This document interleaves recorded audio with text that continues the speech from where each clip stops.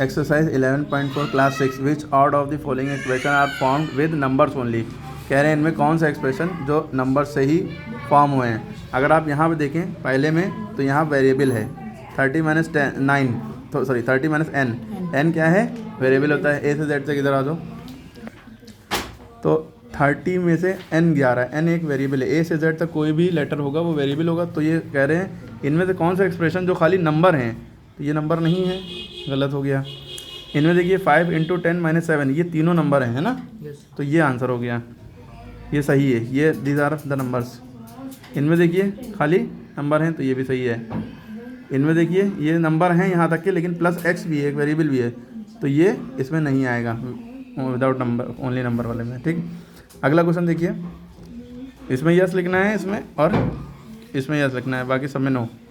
तो if Baldev Singh is x year of age, Baldev Singh जो है x साल का है। x मतलब 2 साल, 10 साल, 5 साल, ठीक है। What is age 5 years ago, 5 साल पहले कितने का होगा? ठीक है, तो x - 5 आंसर हो जाएगा। ठीक है भाई, दूसरे का क्या हो जाएगा? x अभी x साल का है, 5 साल पहले कितने का होगा? तो जितने साल का अभी उसमें से 5 साल घटा दो। मान लो अभी 20 साल का है, 5 साल पहले कितने का होगा? 5 माइनस कर दिया, यानी 15 साल का। ठीक है, एक एग्जाम्पल के तौर पे है, लेकिन ये आंसर है क्योंकि हमें उसकी एज पता ही नहीं ना।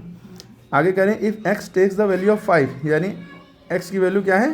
5, then the value of x + 20, तो x + 20 की वैल्यू क्या है? तो अभी यहाँ पे बताया गया x की जगह पे क्या रखना है? 5। तो जहाँ पे x है वहाँ पे क्या लिख देंगे? 5 + 20, तो 5 + 20 कितना हो जाएगा? 25 आंसर हो जाएगा। भाई कह दिया x बराबर 5, x टेक्स द वैल्यू 5, तो पूछ रहे हैं x + 20 की वैल्यू क्या होगी? x की जगह 5 रखा, 5 + 20 25 आंसर हो गया। ठीक है, ठीक है। उसके बाद अगला है टेल वेदर x बराबर 3 is the solution of equation. कह रहे हैं कि x बराबर 3 इसका इस इक्वेशन का सॉल्यूशन है। तो जहाँ पे इस इक्वेशन में x है वहाँ पे अगर हम 3 रख दें, x यहाँ पे 3 रख दें और 3 में से जो नंबर दिया वो माइनस करें। अगर आंसर 0 आ रहा है तो यस लिखेंगे, अगर आंसर 0 नहीं आ रहा है तो नो लिखेंगे। तो x बराबर 3 इसका सॉल्यूशन है कि नहीं है, कैसे पता चलेगा? तो इस x - 2 में x यहाँ पर 3 रख देंगे।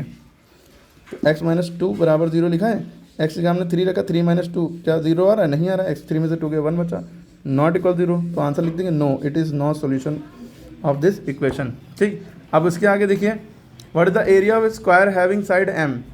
हमें क्या निकालना है? एरिया ऑफ स्क्वायर जिसकी साइड m है। एरिया ऑफ स्क्वायर निकालना है जिसकी साइड m। तो एरिया भाई साइड की वैल्यू कितनी दी है? m।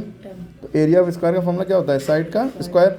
साइड की वैल्यू m है तो m स्क्वायर, ये आंसर हो गया। m स्क्वायर यूनिट स्क्वायर लिख दीजिए। ठीक है, ओके। उसके बाद देखिए बस ट्रैवल एट t km/h, 1 घंटे में 30 किलोमीटर जाती है, यानी 10 किलोमीटर, 20 किलोमीटर, कुछ भी। It goes from Ludhiana to Jalandhar after the bus has travelled 6 hour. अगर बस 6 घंटे चली है, टाइम 6 घंटे है, ठीक है, तो जालंधर अभी भी 25 किलोमीटर है। What is the distance from Ludhiana to Jalandhar express is using t।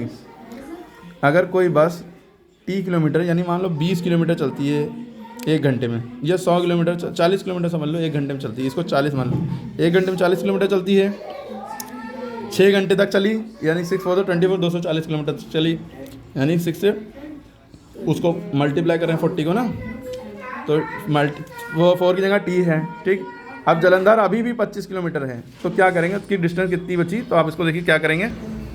तो वहाँ पे कहा गया t किलोमीटर चलती है पर आवर, 1 घंटे में t किलोमीटर चलती है, तो 6 किलोमीटर 6 घंटे में, क्योंकि 6 घंटे तक चली ना, तो 6 घंटे में कितनी? 6 × t यानी 60। अभी भी कितना बाकी है? 25 किलोमीटर, तो 6t - 25 6 + 25, ये तो चल गई, प्लस 25 भी और बाकी है, और यहाँ पे लिख देंगे किलोमीटर। ठीक है।